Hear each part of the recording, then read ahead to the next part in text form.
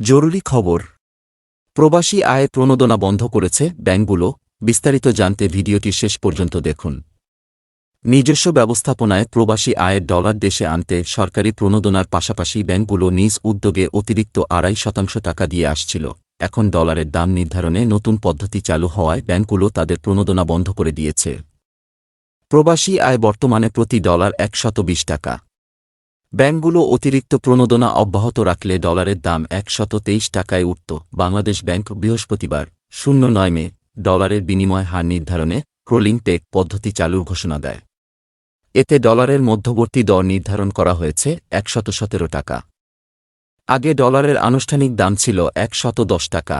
এর ফলে বিদেশি এক্সচেঞ্জ প্রতিষ্ঠানগুলো প্রবাসী আয় ডলারের দাম 117 থেকে 117 টাকা 50 পয়সার মধ্যে স্থির করেছে।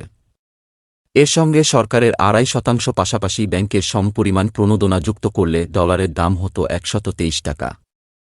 এর আগে গত বছরের অক্টোবরে Bangladesh foreign exchange dealers association BAFEDA ও association of bankers Bangladesh ABB যৌথ সভায় সরকারের পাশাপাশি নিজেদের উদ্যোগে প্রবাসী আয়ের ওপর 2.5% প্রণোদনা দেওয়ার সিদ্ধান্ত হয়। এরপর থেকে সরকারি খাতের পাশাপাশি বেসরকারি খাতের কিছু ব্যাংক বাড়তি প্রণোদনা দেওয়া শুরু করে। তবে এতেও প্রবাসী আয়ে খুব বেশি উন্নতি হয়নি। গত এপ্রিল মাসে দেশে 204 কোটি 30 লাখ ডলার প্রবাসী আয় আসে।